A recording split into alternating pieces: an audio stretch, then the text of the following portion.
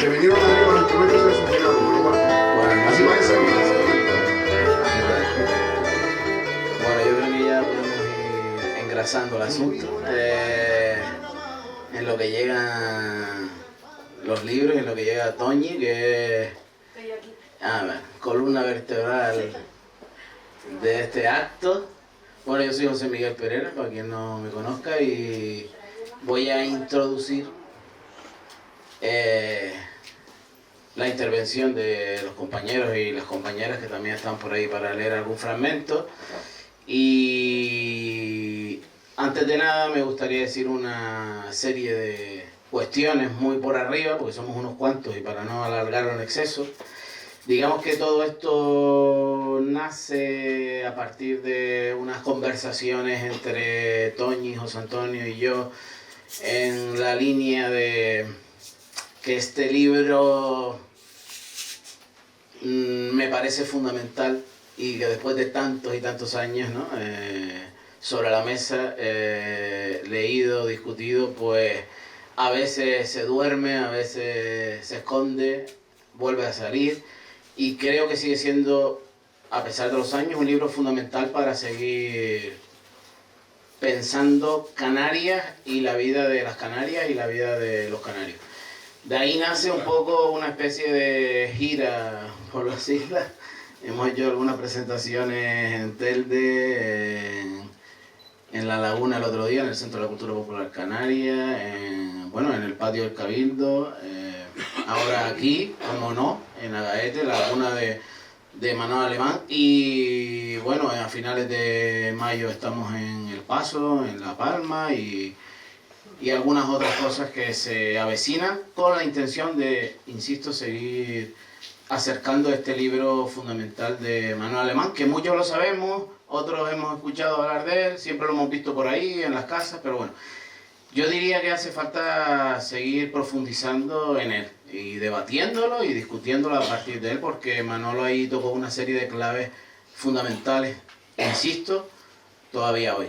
Bueno, dicho esto, pues nada, agradecerles la presencia a todas hoy aquí, también por supuesto a Orlando, a Tere, a toda la gente de TEA por prestarse a esta presentación desde el principio, a los compañeros que van a hablar y las compañeras de Generación del 21, que son las que van a dar lectura también de algunos fragmentos de Manolo. Yo me gustaría decir que conocí el libro hace ya cerca de unos 25 años, cuando estudiaba filología en la Universidad de Las Palmas aquí con el amigo Yeray y un grupo de jóvenes, digamos, desinquietos de la cultura, de la historia de Canarias, pues bueno, cuando empezamos a leer este libro nos pareció una locura, en el mejor sentido de la palabra, ¿no? Nosotros íbamos pensando desde el ámbito de la literatura con nuestro maestro fundamental, que fue Eugenio Padorno, y lo sigue siendo. Pero bueno, cuando descubrimos el libro este de Manuel Alemán, porque nosotros estamos metidos en la literatura, pero siempre con una visión de sociedad, de sociopolítica, una visión de la identidad canaria, pues fue un descubrimiento increíble, ¿no? Bueno, en esa línea hemos seguido, ¿no? Indagando, dando la importancia al libro de Manolo y a la obra de Manolo en general. La idea es, le voy a decir 2 o 3 cuestiones básicas, después le daré paso a José Antonio Younis, después seguirá Yeray y después seguirá Xavi. Y una guinda final. En medio de estas cosas habrá unas lecturas de fragmentos del libro de Manolo para que ustedes capten de primera mano cómo escribía y qué cosas decía, ¿no? En una pequeña muestra, y si se dan cuenta también hay un sentido generacional incluso, ¿no? Digamos que empieza una persona que estuvo muy cercano a Manolo, continúa Yeray de una generación intermedia, y un joven que se ha adentrado también en la obra de Manolo, ya veremos cómo, alumno de Yeray, ¿no? Y en fin, digamos que esta obra sigue caminando, ¿no? Yo lo que quería decir es que El libro de Manolo es muy profundo, es un libro muy, muy profundo. Esto no quiere decir que el libro sea inaccesible. O sea, todo el mundo puede leer el libro de Manolo. Claro que cuando uno indaga, se da cuenta de que este señor tenía unos conocimientos muy amplios y muy profundos sobre la filosofía, sobre la teología, sobre la historia, sobre la educación y muchas otras cosas. Entonces, en el libro intenta filtrar de una manera más clara todas estas ideas, insisto, tan profundas. Sobre ello ya se ha escrito y se seguirá escribiendo, y no voy a entrar ahora en esto y no viene tan a cuento, ¿no? Sin embargo, sí me gustaría decir, una de las cosas que yo he abordado en el libro es que yo definiría el libro como un libro de pedagogía o de psicopedagogía, pero en un sentido bastante amplio. La educación en este libro es fundamental, y no solo hablo de educación formal, un alumno aquí de Yeray, alumnas por ahí también mías, no solo en un sentido formal, no solo estoy hablando de universidad, no solo estoy hablando de institutos, sino estoy hablando de una educación más amplia, una educación social. Esto puede ser un acto educativo ahora y tantos otros, que Manolo Alemán diría que tendría que ser una educación liberadora. No voy a entrar ahora en este concepto, pero bueno. La idea es la siguiente: el pueblo canario necesita de una educación profunda de por qué es como es, o por qué ha sido como ha sido, por qué está siendo como está siendo. Es decir, hay una serie de acontecimientos históricos, y sobre todo hay una serie de acontecimientos traumáticos en la historia de Canarias que hacen que seamos como seamos, en todos los sentidos. Pero especialmente, por ejemplo, en sentidos peyorativos, en sentidos negativos, como pueden ser un complejo de inferioridad y todo lo que eso conlleva, en la forma de hablar, en la forma de valorarnos y demás. Por ahí va la cosa profunda de Manolo, y por ahí va también por qué sigue siendo tan necesario, a pesar de que han pasado unos 45 años desde que se publicó el libro, tan fundamental. Otra cosa que me gustaría decir es que, a pesar de que, y esto lo valoramos mucho, por supuesto, estamos en una sociedad que valora mucho el tema intelectual y demás, a pesar de esa profundidad, esos conocimientos de Manolo, Manolo tenía una preocupación clave sobre la cultura popular, la cultura de la calle, la cultura de la gente normal, que somos la mayoría. Esa es la gran cuestión. Entonces, en ese sentido, y como aperitivo, en mis incursiones en la prensa del siglo XX, yo voy apuntando cosas que me interesan, y me llama la atención dos cuestiones en relación con la literatura, que nos van a hablar aquí también de literatura a propósito de Manolo Alemán. En el año 1946, por aquí cerca, ante el pórtico de la iglesia, el seminarista Manuel Alemán Álamo recita admirablemente la poesía Saludo al prelado, saludo al obispo. O sea que Manuel Alemán, con 15 años, un niño seminarista, ya le daba por leer algunas poesías, ¿no? Es una anécdota, pero que a mí me resulta llamativa porque, y esto lo estoy relacionando con el tema popular, ¿no? Resulta también que Manolo, poco antes de morir, también fue pregonero de las fiestas de Gaete, de las fiestas de la Rama, y bueno, quien conserve seguro, bueno, primero memoria, porque aquí hay gente que lo conoció, pero también quien conserve los programas, y el amigo Tadeo por aquí los ha ofrecido en internet, así los he encontrado yo.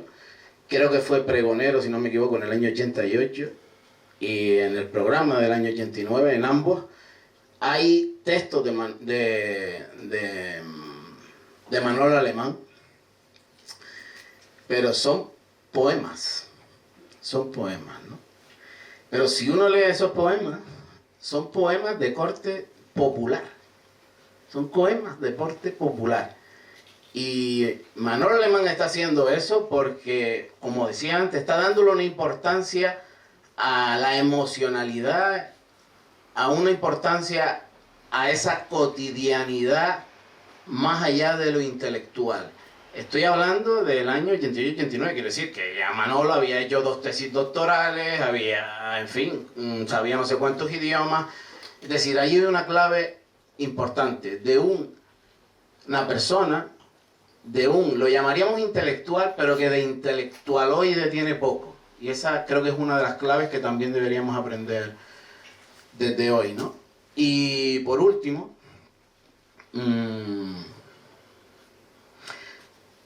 uno de los fondos de Psicología del Hombre Canario es que plantea que en Canarias, o desde Canarias, porque al final es una filosofía de la vida, desde aquí se necesita cambiar el modelo de vida. Si nosotros queremos tirar para adelante, si nosotros queremos ser felices, el modo de vida que tenemos que cambiarlo. El sistema, si quieren, capitalista, hay que cambiarlo. Evidentemente esto no es de un día para otro, esto es un proceso. Hablaba antes de psicopedagogía, son procesos, digamos, complejos, amplios, pero por ahí va la cosa. Es decir, Manuel Alemán está planteando algo, vuelvo otra vez a la cuestión del principio, muy profunda, ¿no? Y en ese sentido, yo creo que el domingo que tenemos una convocatoria de manifestación, a mí me parece que Manolo Alemán diría hoy sin duda alguna que Canarias tiene un límite y no estoy diciendo esto como un eslogan porque es que eso, por ahí va el libro de Manolo Alemán. Por eso es tan actual, por mucho que haya que leerlo tantos años después, ¿no? Es decir, se está cuestionando el modelo de sociedad que tenemos, ¿no? Y termino con esto, un pequeño aperitivo que después continuarán de fragmentos de Manuel Alemán en la línea de lo que acabo de decir. Fíjense un fragmentito que me gusta leer, que está en el libro, que dice Manuel Alemán sobre el turismo en Canarias. Estamos en 1980. Parece como si este nuevo modelo económico hubiese actuado como un prisma mitificante, produciendo una sublimación idealizada de la problemática coyuntural de las islas. Se operó como una especie de ensoñación colectiva con una pérdida de análisis crítico de la problemática real de Canarias. Se puso en marcha una interpretación cándida que, inmersa en su inmediato presente de sugerencias confortistas, cerraba el ángulo de visión para descubrir que tal modelo económico entrañaba una clara dependencia exógena y un drenaje de los beneficios hacia el exterior, a las manos de los operadores turísticos, de las compañías extranjeras. Se pusieron en marcha los mecanismos de racionalización que, bajo aparentes justificaciones de prosperidad, ocultaban la inestabilidad de las coordenadas socioeconómicas. Más aún, el modelo turístico significó una convulsión psicosocial con incidencias en la fisonomía psicológica del hombre canario, convulsión en sus esquemas mentales, en sus patrones conductuales, en sus pautas de comportamiento. Parece que está escrito casi desde hoy. Y con esto le dejo la palabra a José Antonio Younis.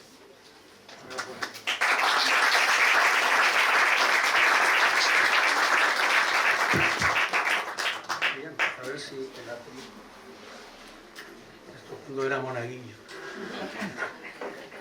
Bueno, creo que a mí me toca el papel de diferenciar a la persona del personaje. Detrás del libro de Psicología del Hombre Canario hay una persona.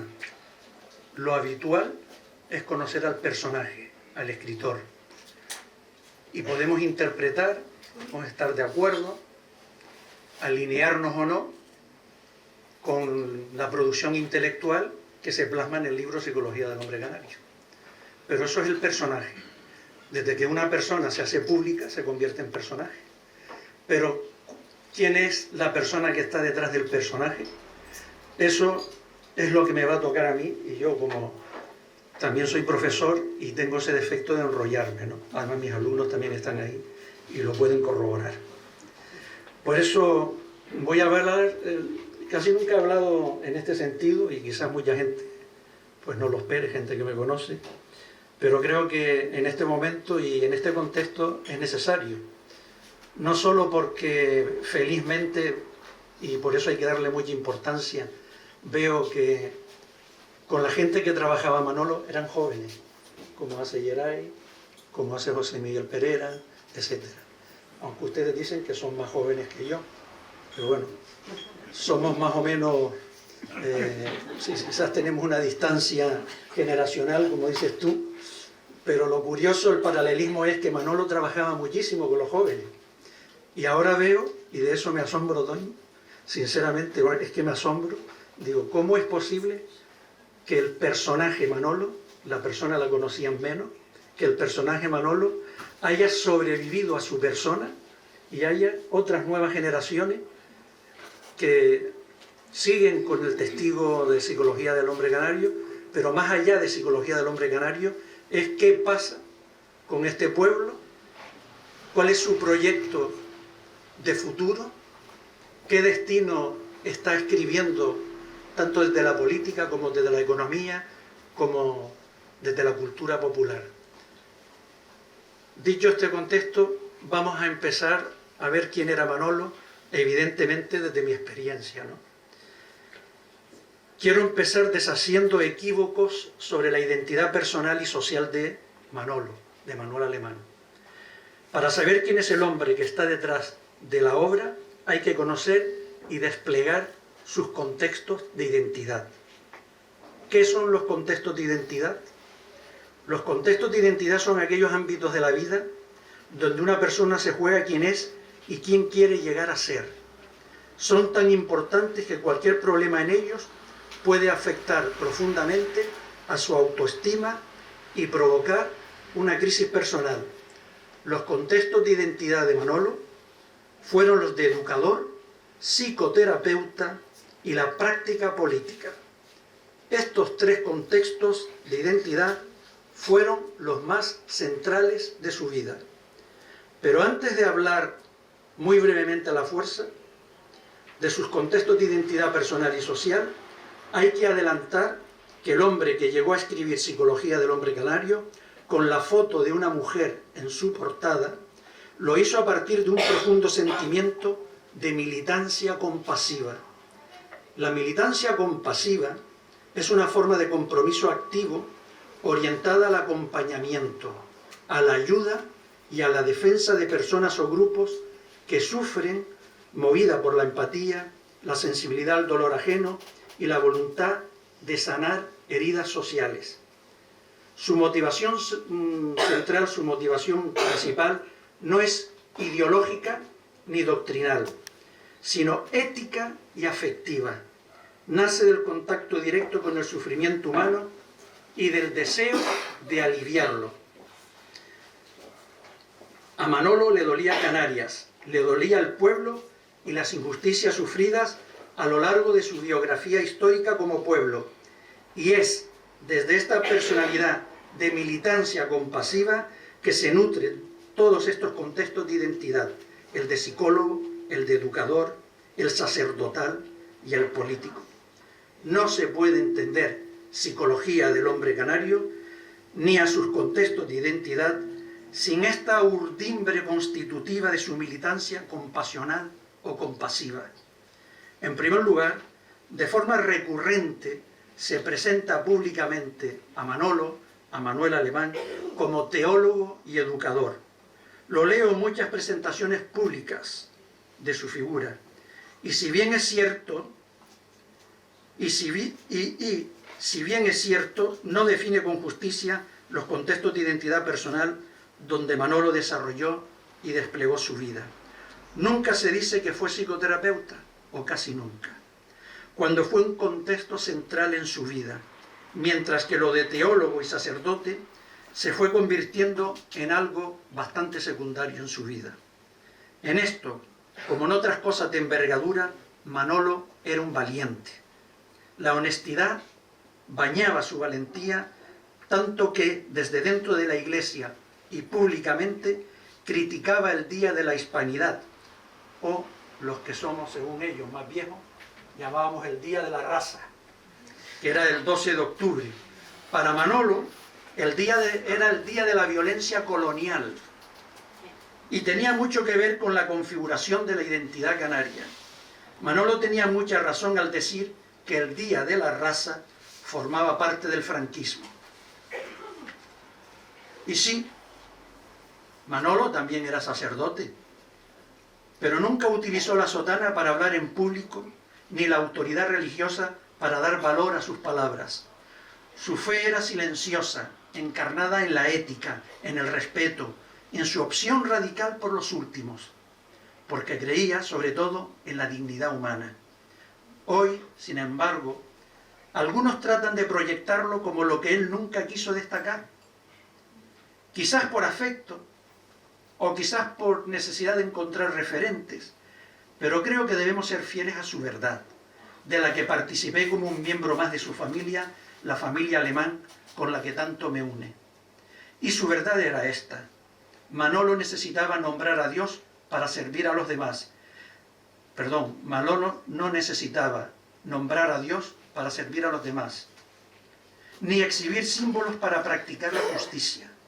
Su espiritualidad era el compromiso, su iglesia la humildad sufriente, su liturgia la palabra precisa, la escucha honda, la rebeldía lúcida.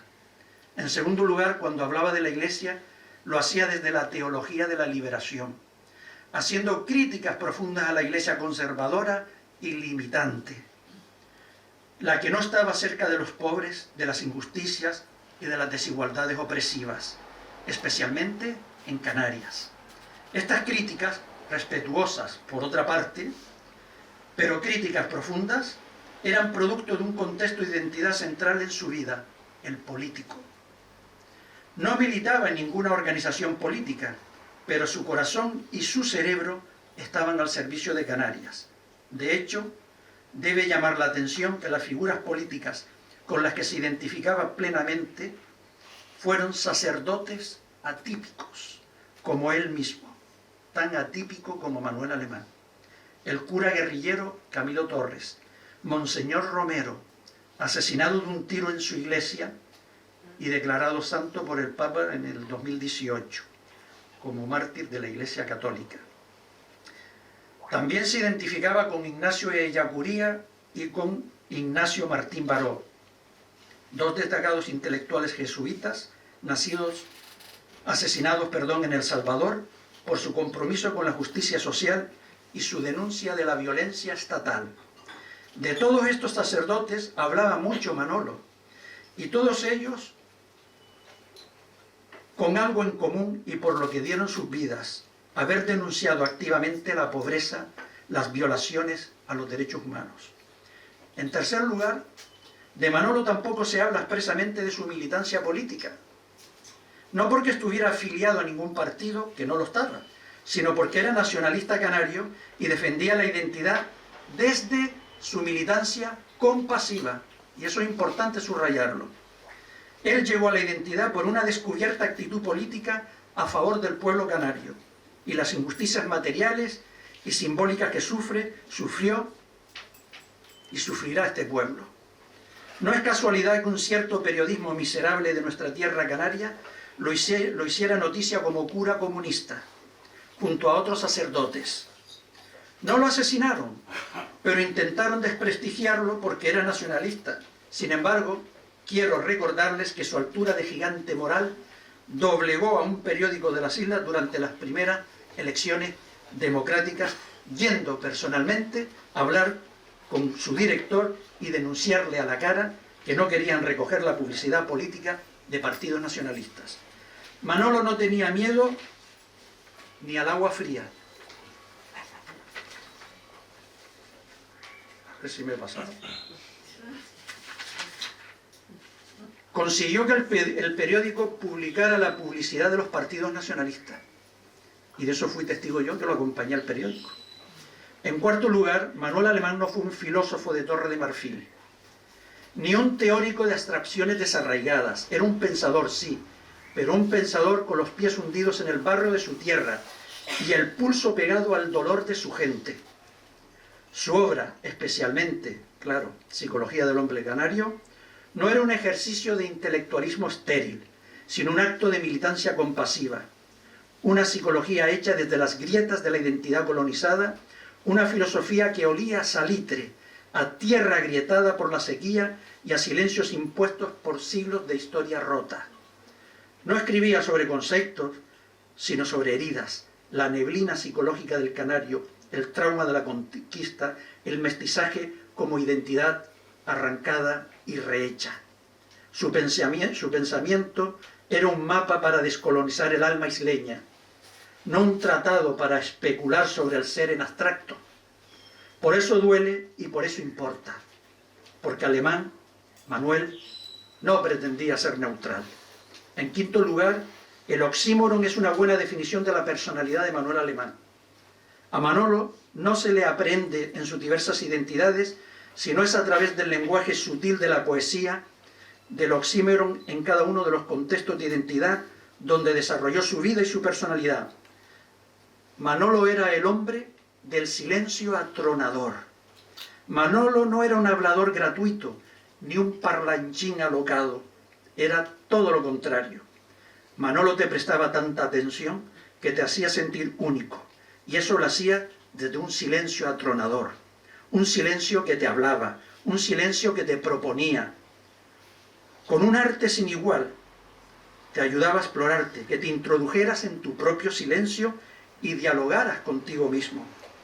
No era un silencio cualquiera el que te proponía para enseñarte a ponerte en contacto contigo mismo, sino ese silencio que recordaba la diferencia establecida por el filósofo vitalista Ortega y Gasset en El hombre y la gente.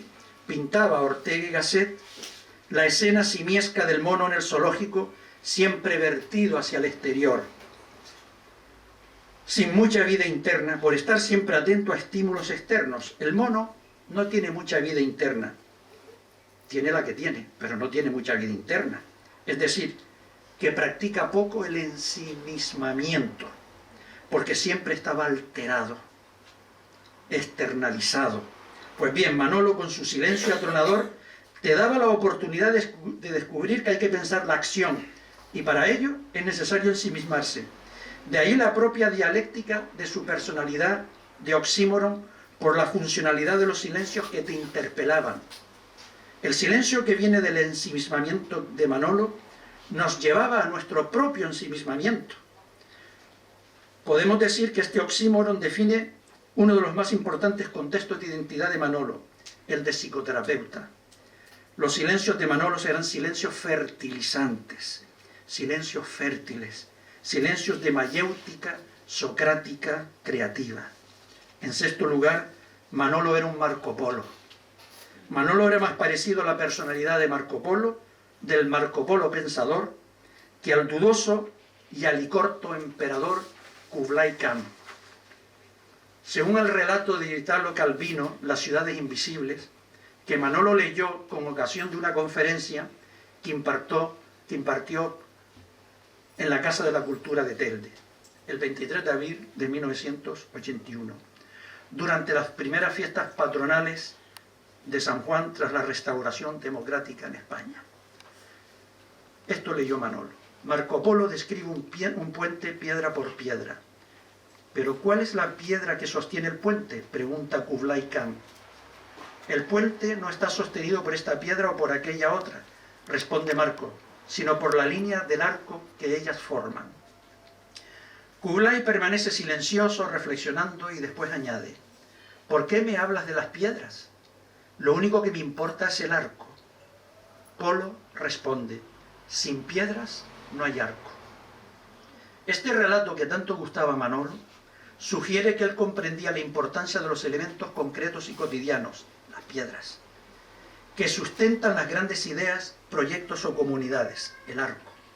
A diferencia del emperador, que busca solo la visión general o el símbolo final, Manolo sabía que sin la atención a las personas, los detalles, los procesos y las luchas del día a día, no hay proceso colectivo que se sostenga. Era un pensador al estilo de Marco Polo, no un líder distante, sino un observador comprometido que entendía que cada pieza importa, que cada ser humano cuenta. En esta metáfora literaria encontramos Militancia compasiva de Manolo. La relación entre la influencia psicosocial de las fuerzas sociales sobre los individuos. Trasfondo de su libro emblemático, donde la palabra psicosocial aparece 10 veces, porque individuo y sociedad interaccionan constantemente, porque para Manolo no hay cóncavo sin convexo en la historia de Canarias. Manuel Alemán, en Psicología del hombre canario, dedicó su vida intelectual a desenterrar las piedras invisibles que sostenían y aún sostienen el alma colectiva de un pueblo silenciado.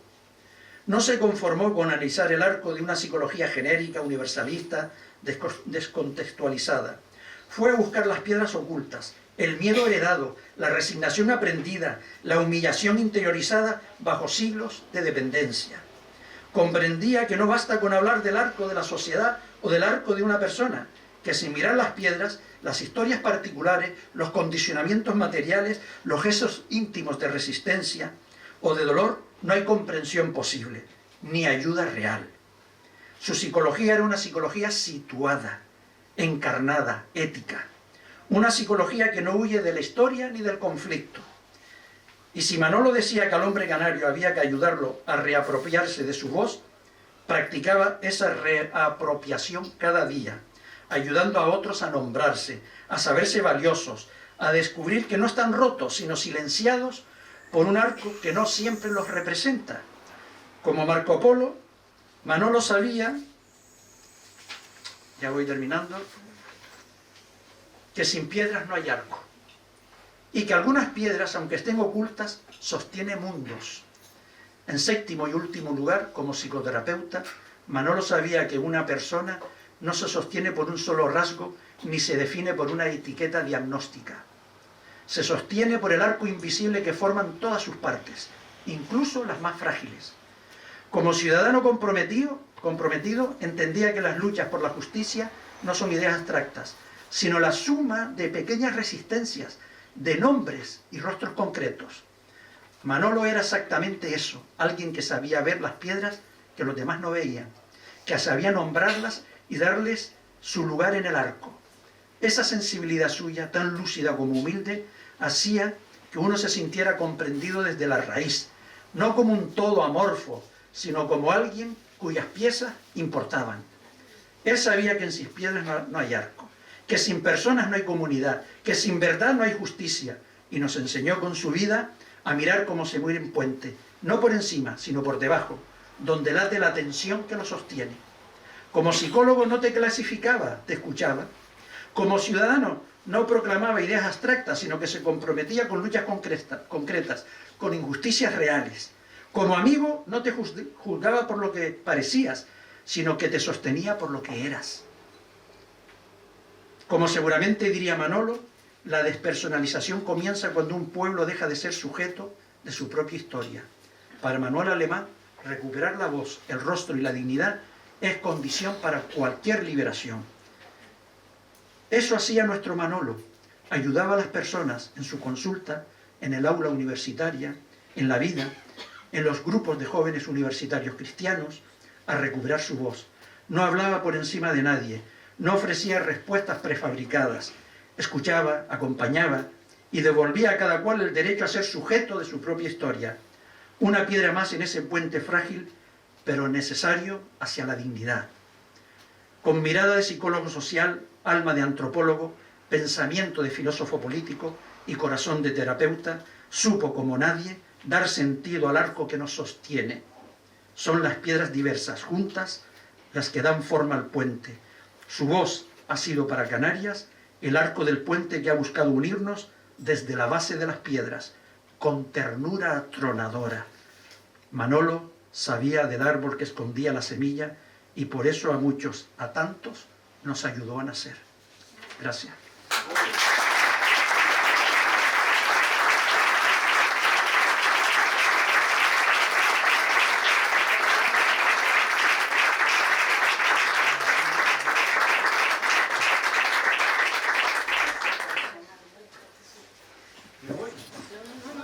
No, amigo, te vas a ir ahora, después de lo que te acabas de ya. pues escuchemos a Manolo, ¿no? Es imposible comprender el ser psicológico canario sin descubrir que la historia, como conjunto de situaciones del pasado, actúa en el presente configurando su peculiar existir. Y esta presencia actual, dinámica y operativa de la historia tiene su explicación en que los hechos históricos se incorporan y permanecen vivos en las zonas profundas del psiquismo del pueblo. Hay como un trasvase de los acontecimientos sociales a la estructura psíquica del hombre y que en términos de psicología ha venido a llamarse incorporación de la historia. Hay una incorporación buscada de intento por el orden social establecido. El sistema es consciente de que para su permanencia necesita que la estructura psíquica del pueblo esté adaptada a las exigencias de la estructura social vigente.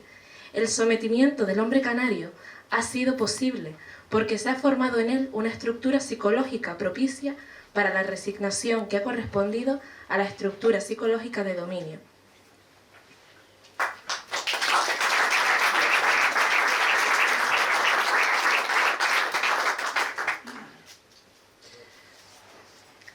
El primer paso en nuestra historia canaria, en la conquista, fue el derrumbe de sus esquemas culturales sustituidos por la implantación de los sistemas e instituciones europeos. Y junto a la materialidad del hecho, el proceso de inferiorización conllevaba un juicio peyorativo del canario en cuanto a su modo de ser y a sus formas autóctonas de existir. Se nos ha impartido una cultura que desconoce la cultura popular de tierra adentro. El niño canario de origen rural nunca ve valorada la cultura popular ni ve reflejado el mundo de sus padres y de su entorno.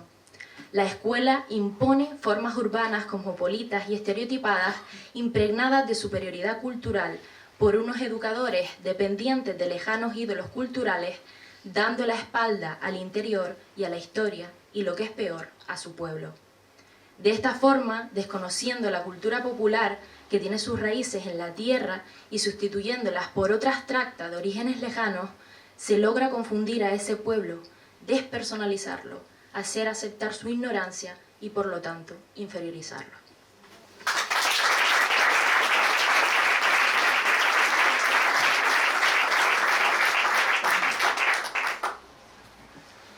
La dimensión antropológica de la historicidad, connatural al hombre, ha sido lesionada en el vivir de los pueblos que, como el canario, fueron sometidos a un movimiento de conquista violenta. En el proceso de conquista, un elemento típico es la pérdida del pasado. El pueblo conquistado pierde progresivamente la memoria de sí mismo, olvidando una parte de su historia, un segmento de su tiempo, su pasado. Gracias, Adrián y Sandra. Le damos paso a Israel Rodríguez. Bueno, buenas tardes. Muchísimas gracias por llenar este querido espacio TEA y por ser parte de este momento, pues que agradezco a la vida por un montón de razones. En primer lugar, pues por la admiración que siento, por supuesto, por la obra de Manuel Alemán, por este querido pueblo de Agaete, por este querido espacio de TEA y por quienes me acompañan en la mesa y quienes me acompañan entre el público, aunque no los conozca a todos los siento cerca de mí, porque si estamos aquí es por algo, ¿verdad? ¿Verdad que sí? Bueno, pues gracias. Primero, antes de empezar, pues el agradecimiento que expreso con toda mi sinceridad y con toda mi pasión posible. Bueno, como bien decía el querido colega José Miguel, son muchos años juntos de travesía. A mí me pasó lo mismo que a él. Tuve la dicha inmensa de ser y seguir siendo discípulo del maestro Eugenio Padorno, que nos abrió la ventana que da a la vida y la obra de Manuel Alemán, y fue evidentemente inaplazable la lectura de este libro, que cuando asomó al mundo fue prácticamente cuando también nos asomamos nosotros. Yo no quiero entrar ahora en un litigio aquí generacional, pero lo único que digo es que cuando nosotros nacimos, cuando el libro nació nosotros teníamos 2 años, después cada uno que saque cuenta, ¿no? Quiero decir que el libro nació cuando nacimos nosotros, en esa época, ¿no? En la que de alguna manera, pues, más allá de la broma, significa que viene acompañando toda nuestra vida, ¿no? No lo leímos a esa edad tan temprana, no fuimos tan precoces como ustedes imaginarán, pero sí lo leímos en etapa universitaria, y no solo lo leímos, sino que lo aplicamos todo lo que pudimos en nuestros trabajos y lo seguimos aplicando. Y seguramente esa es la mayor alegría cuando antes José Antonio, el querido José Antonio, decía eso de los jóvenes, yo creo que la suerte que tenemos los profesores, seamos del nivel que seamos, es que tenemos la oportunidad de aprender de nuestros estudiantes, ¿no? Y estoy seguro que Manolo, que era un sabio, se rodeaba de jóvenes porque aprendía de ellos, no solo porque era capaz de enseñarles, ¿no? Y bueno, pues nos sucede muchas veces que ellos nos abren los ojos y nos enseñan cosas que nosotros, quizá teniendo delante, no somos capaces de ver. En mi caso, uno de los motivos por los que me alegra estar aquí es porque, ya sabe mi querido José Miguel Pereira, que un mantra que yo me he puesto a mí mismo es que todo estudiante que viene a hablar conmigo y que quiera hacer alguna investigación sobre literatura canaria, primero se tiene que leer ese libro. Yo ni le pregunto sobre qué va a investigar. Cuando llega, es que yo quiero trabajar literatura canaria, le hace ese libro y después hablamos. Es así. Y si no, que lo diga Chávez, que se lo tuvo que leer ya por lo mismo. Evidentemente, no puede ser de otra manera. No puede ser de otra manera, ¿no? Quien quiera desentrañar de alguna forma cualquier discurso literario canario, tiene que leerse ese libro. Es obligatorio. Y no es un libro propiamente de literatura, como sabemos, pero contiene tantas claves aplicables a la literatura que si no lo leemos estamos perdiéndonos un montón de posibilidades de análisis y un montón de posibilidades vitales, que es de lo que se trata. A mí me ha gustado también mucho escuchar las palabras de José Antonio, por eso que decíamos antes, ¿no? de esa militancia compasiva, que es un término que me parece absolutamente apropiado, absolutamente redondo y absolutamente necesario. Y también por eso de digamos, la actualidad, que también hablaba José Miguel, que siguen teniendo los textos de Manuel Alemán, ¿no? Yo creo que nosotros acostumbramos en filología a definir un clásico como aquel texto que va superando contextos y sigue leyéndose. Los textos que se agotan en su época, pues no son clásicos, pero el texto de Manuel Alemán es un clásico absoluto porque siguen pasando los años y no solo no ha perdido actualidad, sino que me atrevería a decir que casi la ha renovado y la ha reforzado, como si fuera un poco, no solamente una reseña de lo que hemos sido, sino de lo que somos y hasta de lo que seremos. Y como bien decía José Miguel, mucho tiene que ver con estos días, pues que especialmente activos por la defensa de esta tierra y que de alguna manera están contenidos también muchos de esos asuntos que nos preocupan y que de alguna manera tienen que ver con esa convocatoria del domingo, expresado sabiamente por Manuel Alemán.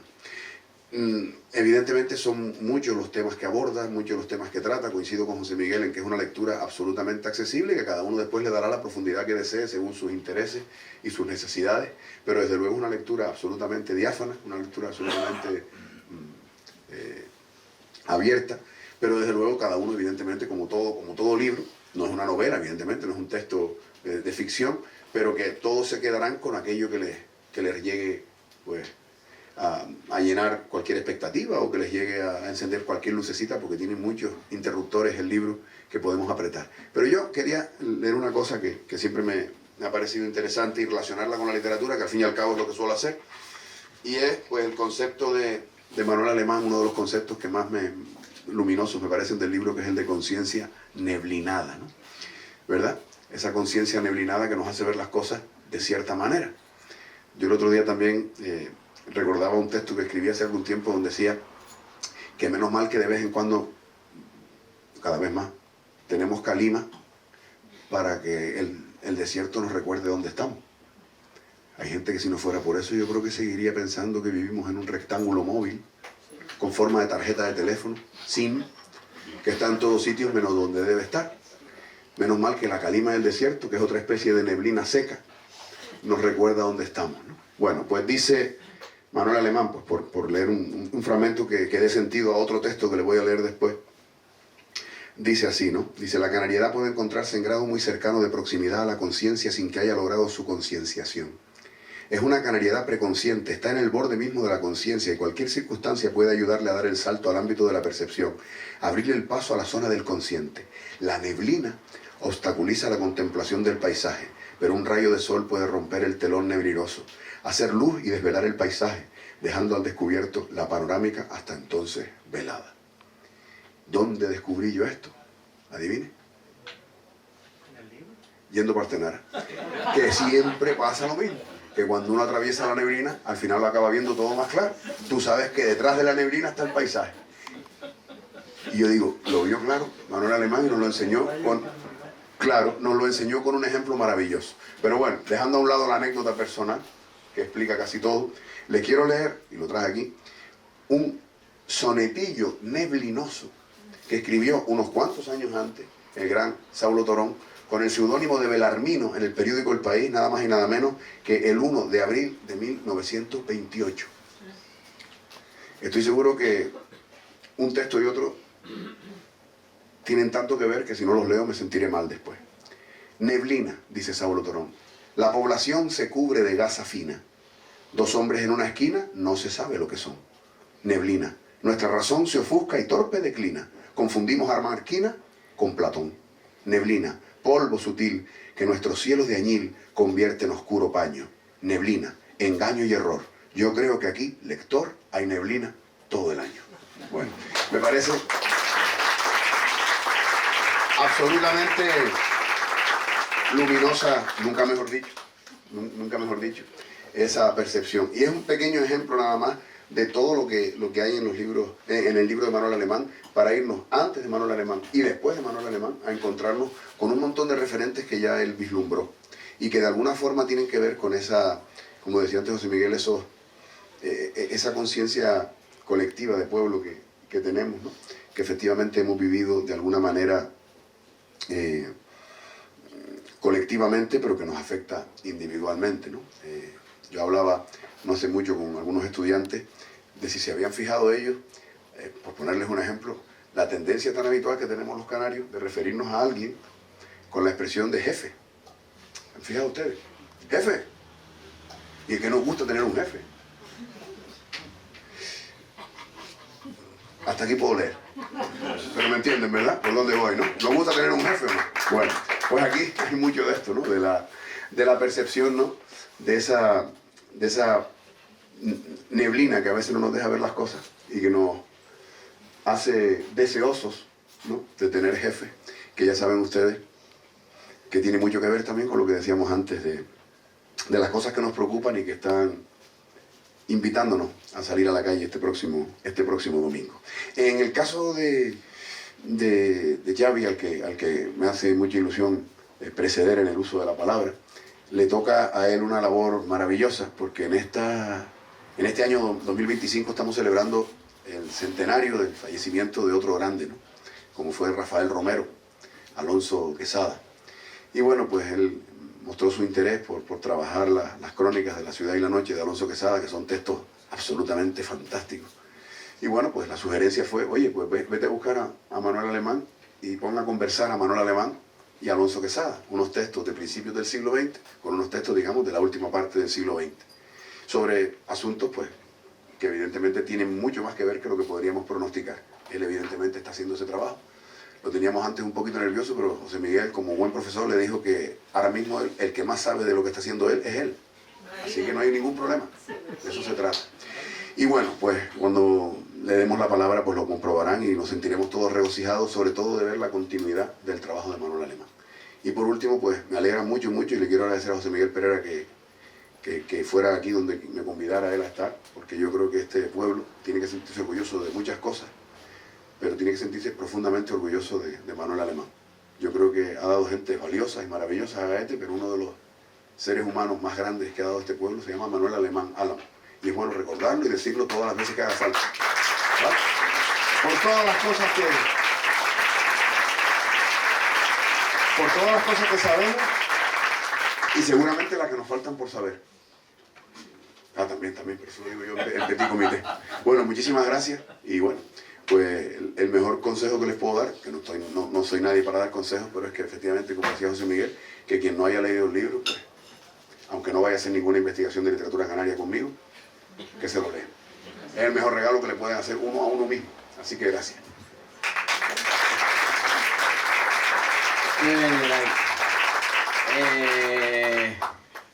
Sandra, Adriana de nuevo, para oír la voz de Manuel Alemán. Sandra y Adriana son parte de Generación del 21, así como Xavi también, que son un grupo de gente desinquieta, que está haciendo muchas cosas interesantes en el ámbito artístico, literario, fotográfico y todos los palos tocan, ¿no? Entonces también son parte de la organización de este acto y también digamos que forma parte de estos profesores que estamos por aquí, algún otro que hay por ahí que tiene de profesora Adriana. Adelante. Ah, bueno, perdón, antes de que se me olvide. El libro está por ahí que se puede adquirir, quiere decir que... Vale, digo que si quiere se pueden ir con él. Un hecho del pasado fue la clave genética de toda la historia posterior de Canarias. Cuando hace 5 siglos algunos canarios comienzan a trabajar para otros hombres de fuera, ahí está toda la historia de Canarias. Los extranjeros mandan, los canarios son sus súbditos. En ese solo dato sociológico se inició para Canarias la dialéctica del amo y del servidor, que marcó toda su historia psicosocial hasta el presente.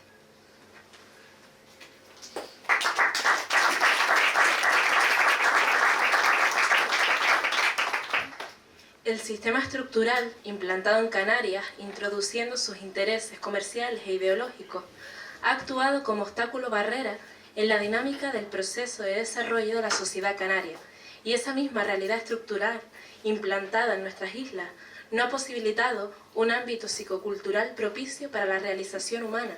Por eso nuestro archipiélago ha vivido y vive en frustración por barreras que se interfieren y por carencia de medios adecuados para su desarrollo.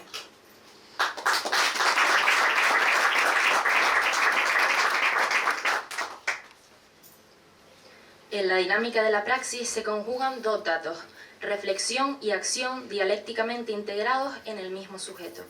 En la realidad canaria, la praxis no es un elemento integrador, sino dicotómico, en cuanto que hay un sujeto que piensa y planifica, el financiero europeo, y otro que hace, el trabajador canario.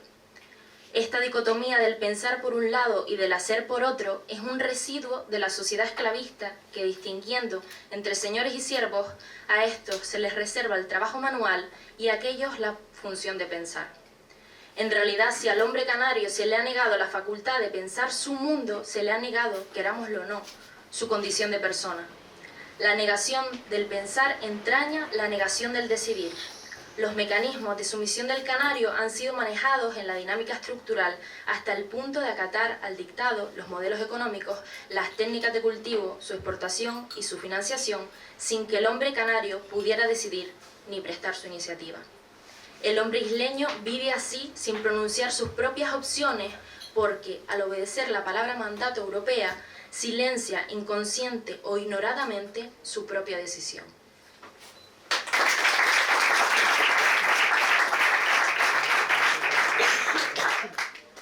Ante la pérdida de verdad histórica de que adolece nuestra historiografía canaria, es preciso aprender a leer en el libro vivo del inconsciente colectivo del pueblo canario. Hay una historia de Canarias recogida en los libros, pero existe otra realidad canaria que los libros no supieron recoger. Tampoco recogieron las crónicas todo el complejo de relaciones emocionales, miedos por las amenazas de las incursiones asaltadoras, traumas del expolio operado por la conquista, complejos creados por la marginación, inhibiciones psíquicas provocadas por el dominio.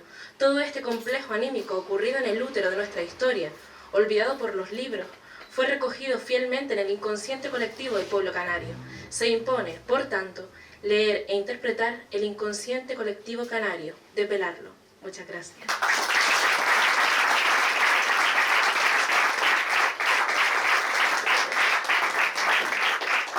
Bueno, buenas noches. A mí, como por mi formación de músico me han dicho que lo mejor para el final, entonces tengo una presión ahora terrible.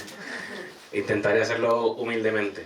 Bueno, por supuesto es un placer estar aquí junto a estos compañeros, que me doy el lujo de llamarlos compañeros, porque, bueno, el motivo que me encierra aquí principal es el que Yelay les contó antes, y es que me invitó de ninguna manera nada forzosa a realizar la lectura de Psicología del Hombre Canario en un momento en el que yo no tenía ni idea de la existencia del libro, más que alguna mención que se había hecho en alguna clase de literatura, pero del que he extraído cosas que venía barruntando desde hacía mucho tiempo. Yo creo que hay una colectividad, aunque no es mayoritaria ni muy plural, en Canarias, que tiene una conciencia nada neblinada, que diría Manuel Alemán, y que sí está totalmente despierta, pero hay un gran porcentaje que vive todavía detrás de esa neblina, y los miro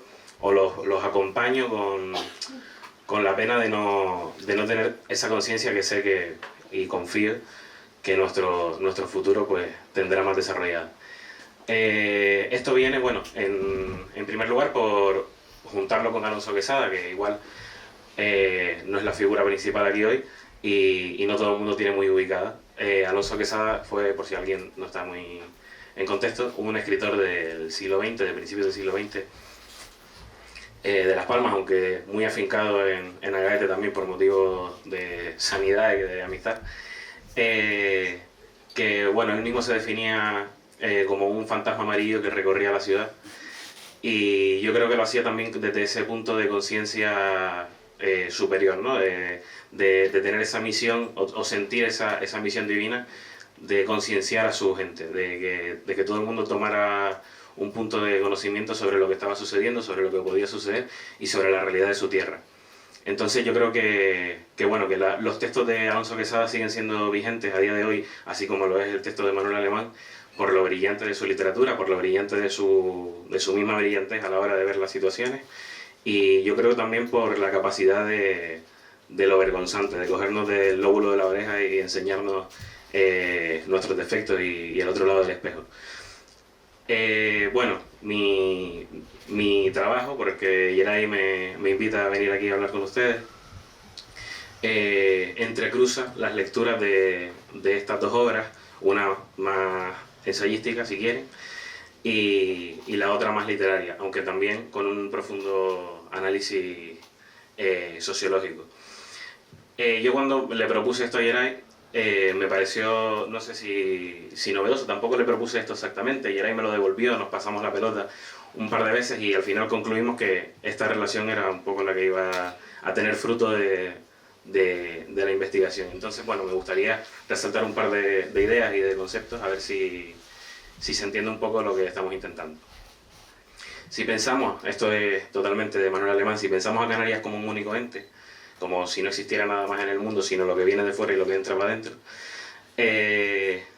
Canarias ha sufrido lo que no entraría dentro del deseo de nadie, que es la reversión de la expropiación. Lo lógico sería que en un sistema que funcionara perfectamente se expropiaran los bienes geográficos y los bienes públicos para el bien de todos, ¿no?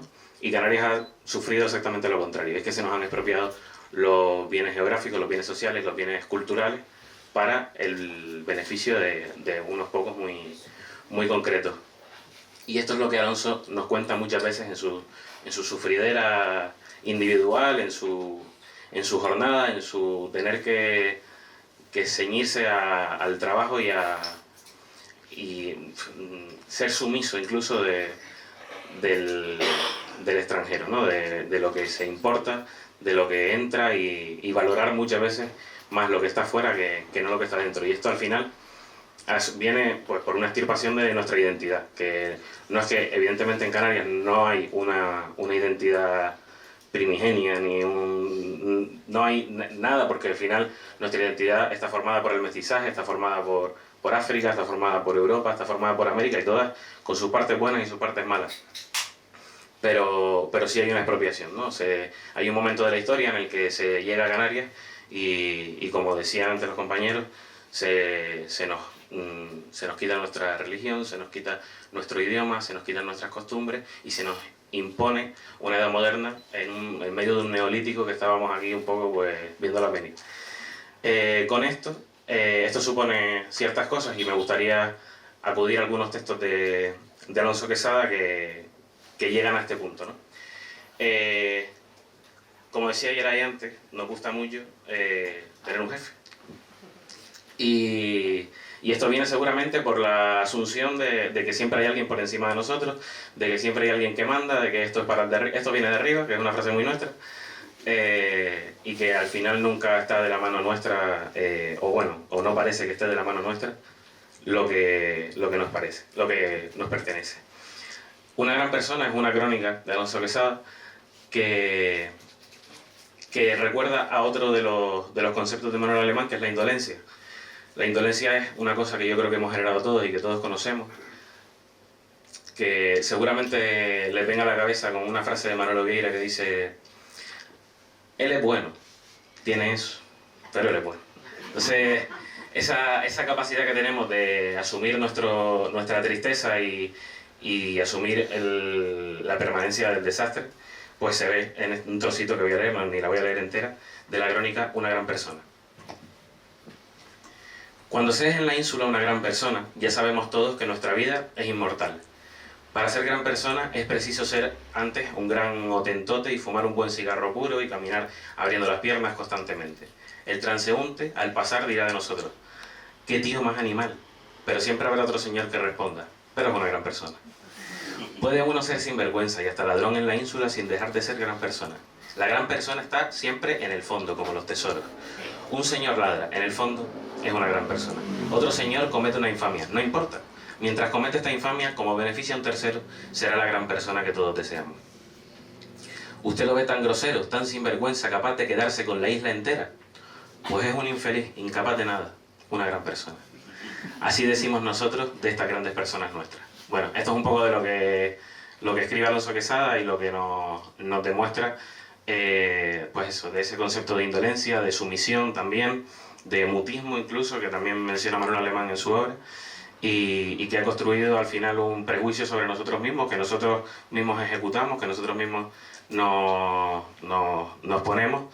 Y bueno, me gustaría terminar con una pequeña fábula que escuché hace un par de días y que creo que es muy importante, sobre todo este fin de semana, con motivo de la manifestación del domingo, que cuenta la historia de bueno, que una vez hubo un gran incendio en la selva, y entonces estaban todos los animales huyendo hacia donde no había fuego, ¿no? Y entonces un jaguar iba corriendo contra del fuego y ve venir a favor un colibrí. Entonces lo ve venir, va para allá, y vuelve el colibrí, y otra vez el colibrí, y vuelve el colibrí, yendo y viniendo, y el jaguar como que no entendía muy bien la situación. Y entonces el jaguar para al colibrí y le pregunta: ¿qué estás haciendo, no? O sea, ¿por qué no huyes con nosotros del fuego?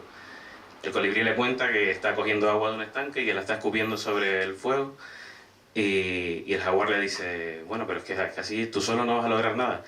Dice: bueno, yo solo no, pero hago mi parte. Entonces yo creo que nos toca ser un poco más colibrí y menos jaguar, y bueno, confiar un poco en el futuro. Muchas gracias.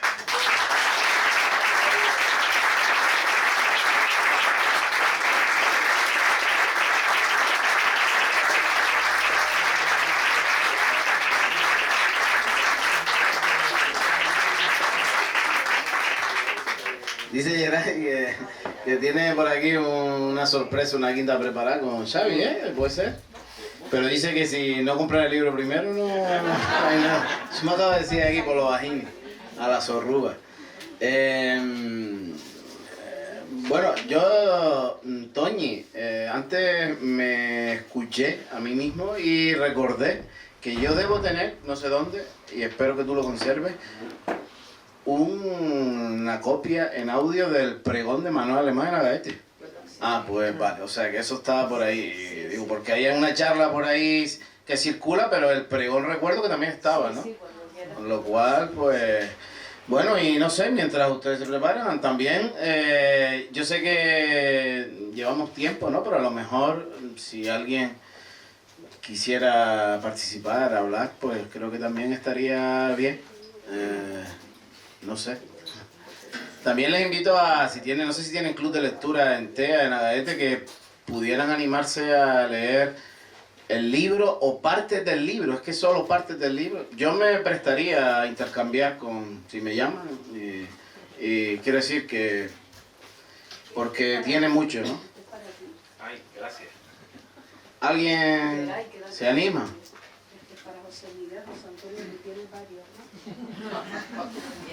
Es más fácil de entender el libro que de quitar el plástico. ¿Lo vieron que antes? Tardé un rato, ¿verdad? Vale, por eso. Tranquilícense por ese lado.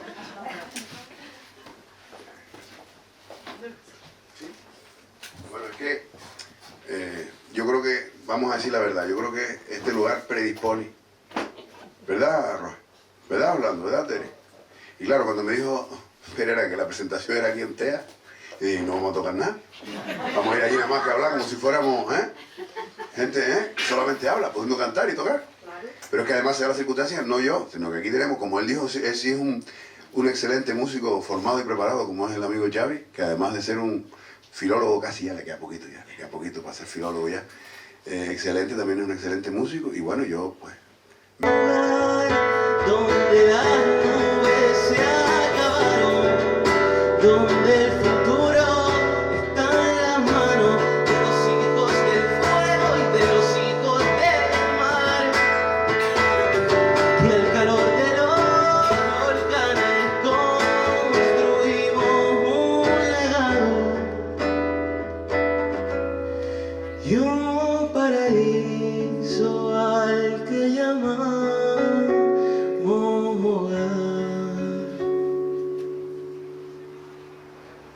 Gracias.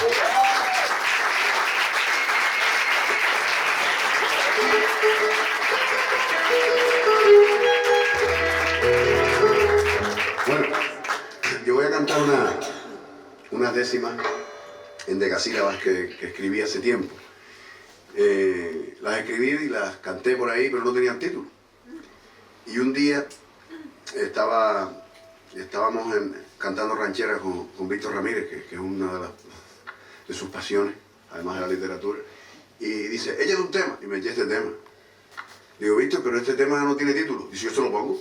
O sea, que tengo una canción bautizada por Víctor Ramírez, no todo el mundo puede decir eso. Entonces, cucuando él escuchó la canción, dice, y esa canción se tiene que llamar País sin paso al frente. Y bueno, pues como el domingo hay que dar un paso al frente, se me ocurrió añadirle, yo estaba muy pendiente de lo que estaba diciendo José Antonio, pero mientras lo estaba oyendo, estaba haciendo la quinta décima de la canción, porque dijo una cosa que me encendió un momento, y la tengo para estrenarla hoy. Esa quinta estrofa no se ha cantado nunca, se va a cantar hoy, y a lo mejor no tiene sentido cantar otro día, pero hoy sí. Vale, con mucho cariño para ustedes, País sin paso al frente.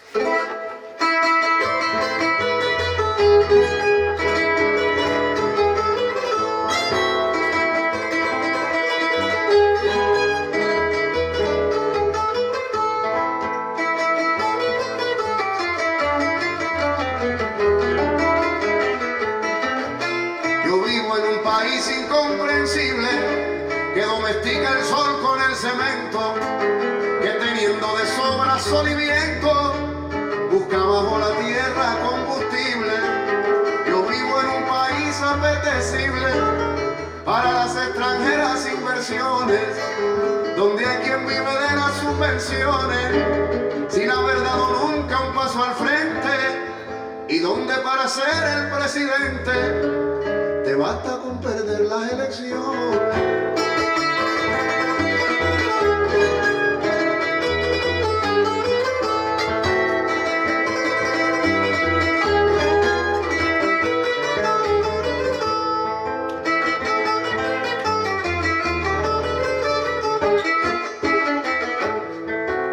Yo vivo en un país desubicado, que vive en un rectángulo que viaja y que según los mapas sube o baja, o está en el continente equivocado.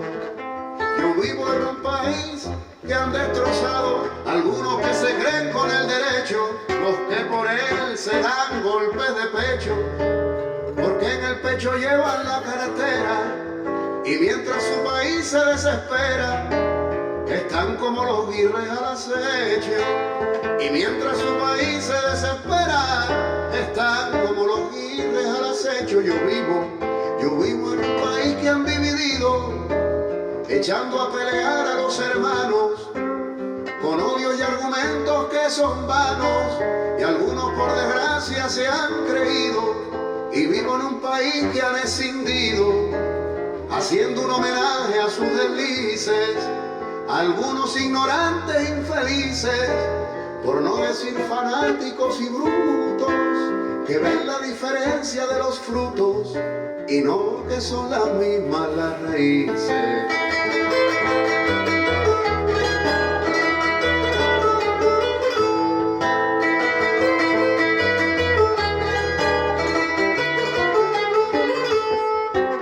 Yo vivo en un país desparramado por diferentes partes del planeta, que está otra vez haciendo la maleta, volviéndose a encontrar con su pasado.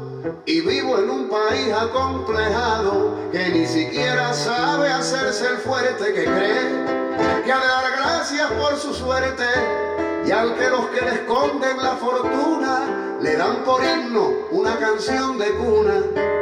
Quizá para que nunca se despierte le dan por himno una canción de cuna. Quizá para que nunca se despierte. Yo vivo en un país, esta es la nueva, yo vivo en un país que en estos días se juega su futuro y su memoria. Yo vivo en un país que en estos días se juega su futuro y su memoria, que debe hacerse cargo de su historia, obviando interesadas profecías. Si juntas tus palabras con las mías, haremos uno solo, el mismo grito. Tú tienes que ser parte de este rito, y si el domingo das un paso al frente, verás que lo que grita nuestra gente ya lo dejó Manolo por escrito. Verás que lo que grita nuestra gente ya lo dejó Manolo por escrito.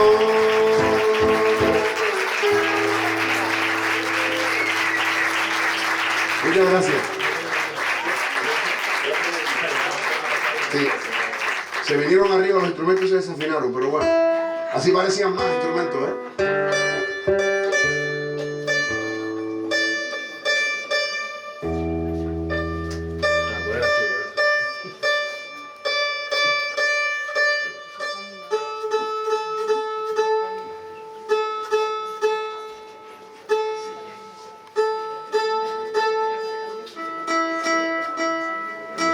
Cómo hemos progresado con los cacharros estos, ¿sabes? Los viejitos del pueblo afinando por el teléfono.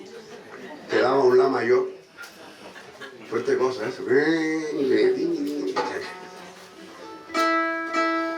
Cuando había teléfono, claro.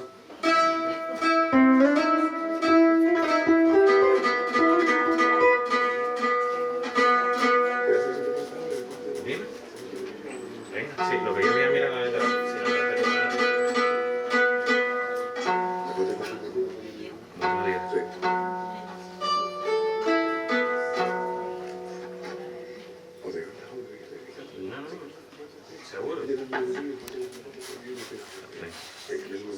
Otro tema de llave, ¿verdad que sí? Venga, adelante. Eso es lo que estoy pensando.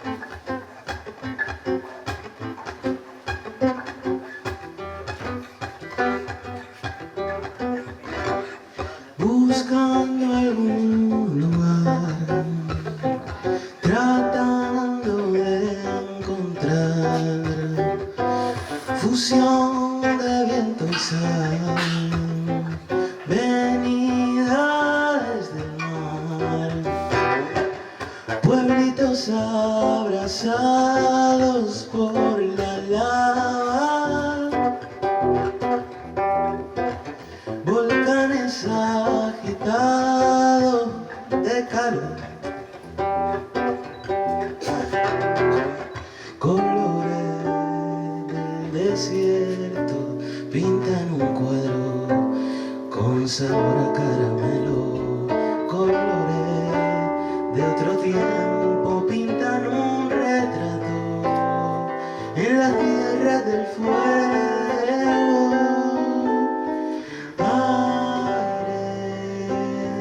Corre el aire en la tierra del fuego. Aire, corre el aire en la tierra del fuego. Minúsculas partículas de fuego levitando alrededor. Sombras de diablete enralado y bailando con fervor.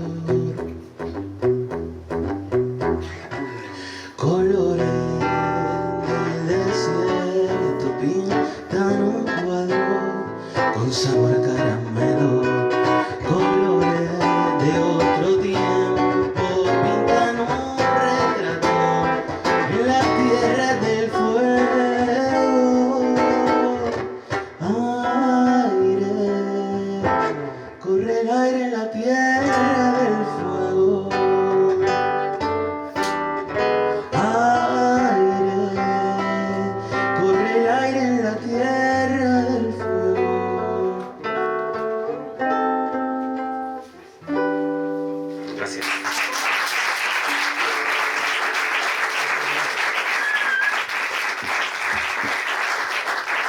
Bueno, vamos a cantar juntos un temita de nuestro comúnmente admirado Pedro Guerra, que se llama Siete Puertas. Cuando lo escribió, la isla de la Graciosa no era oficialmente una isla todavía, por eso se llama Siete Puertas y no 8 puertas. Imagino que fue eso.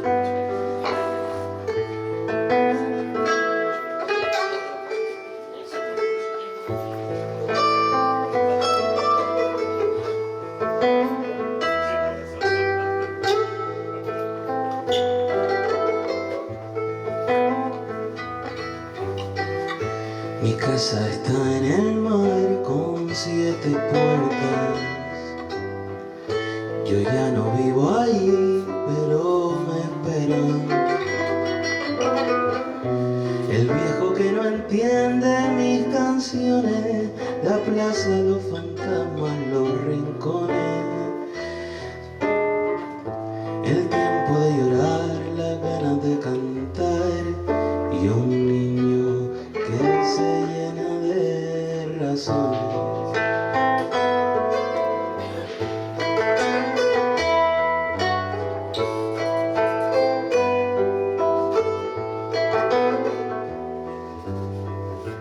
Mi casa está en el mar con 7 puertas.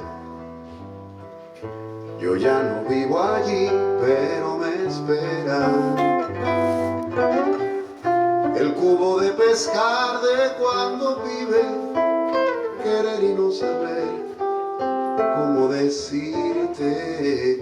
La madre y el hogar, los pies en el lagar, la lluvia y un lugar donde escribirte.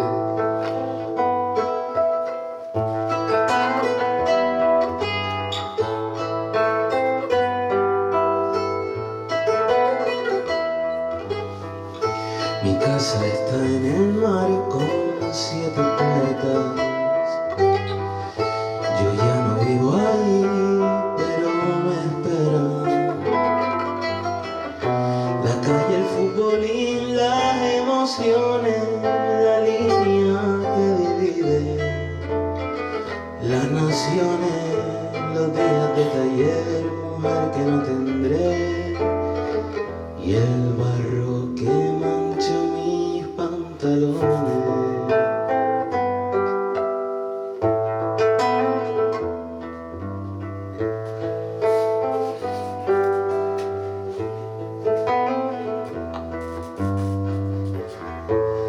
Mi casa está en el mar con 7 puertas.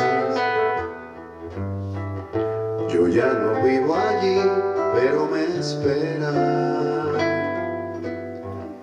La estrecha inmensidad de las ciudades, la marca que nos dejan las verdades, la fe de transformar mi casa y mi lugar, y el vino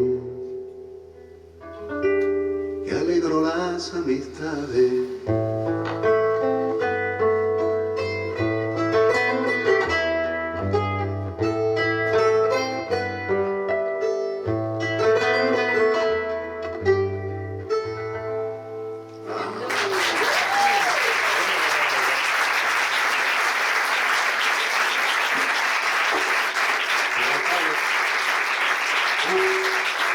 Que le estaba diciendo,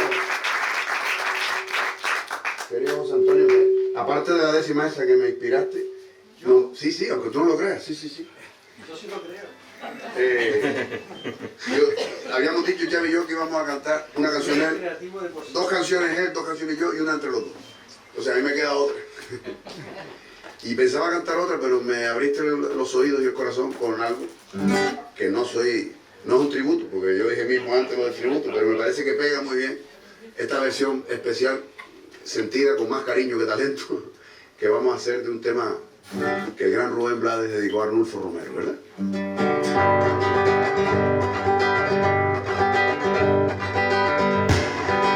¿Se la saben? Me tienen que llevar una mano. El padre Antonio Tejera llegó de España buscando nuevas promesas en esas tierras. Llegó a las selva sin la esperanza de ser obispo. Entre el calor y entre los mosquitos habló de Cristo. El Padre no funcionaba en el Vaticano, entre papeles y sueños de aire acondicionado. Y fue a un pueblito en medio de la nada a dar su sermón, cada semana para los que busquen la salvación.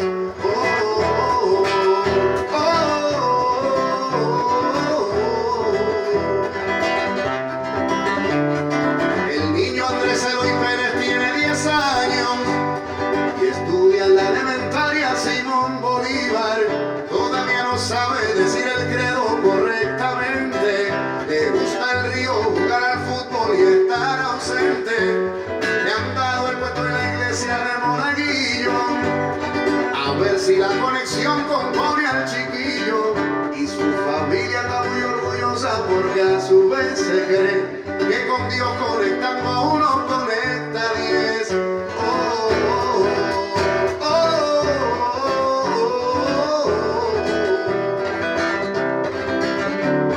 El padre condena la violencia, sabe por experiencia que no es la solución.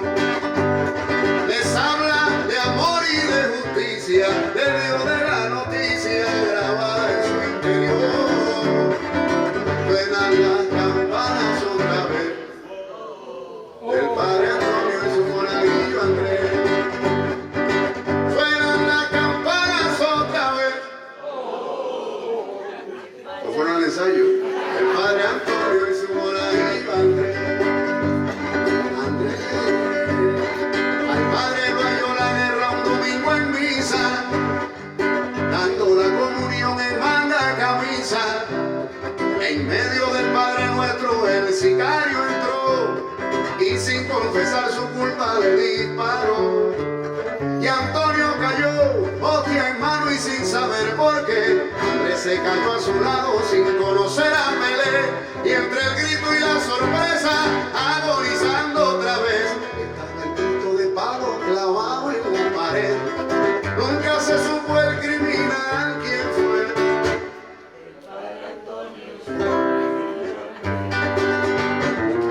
Suenan las campanas otra vez, por el padre Antonio y su monaguillo Andrés. Suenan las campanas otra vez, por el padre Antonio y su monaguillo Andrés. Suenan las campanas, suenan las campanas. Por un cura bueno, Arnulfo Romero.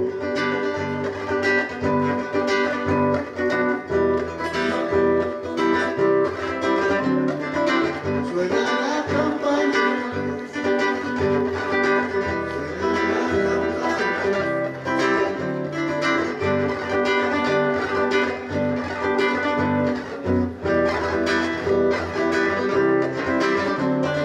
las campanas, decir quiero, que en aquel aciago día doblaron en rebeldía en homenaje a Romero. Pero aquí, en este lindero, como no es distinto el plan, esta noche sonarán. Y como nos comprometen, si suenan en la gaeta, es por Manuel Alemán.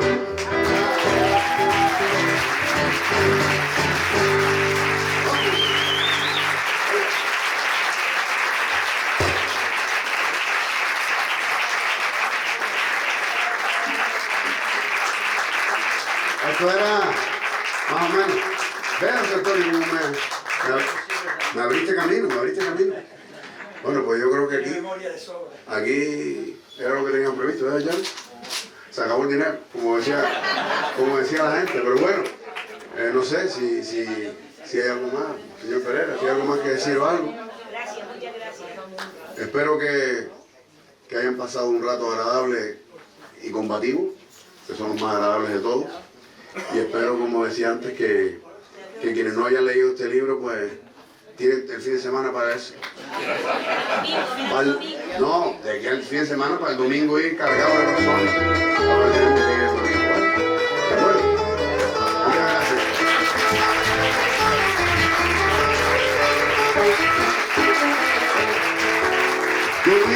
país desubicado, que vive en un rectángulo que viaja, y que segundo palma su hogar.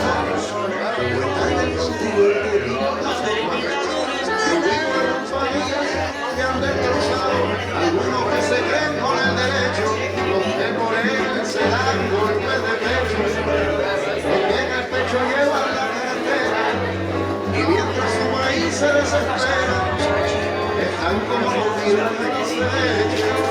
Y mientras su maíz se desespera, están como mordidos de los desechos. Yo vivo en los países que han dividido, echando a pelear a los hermanos.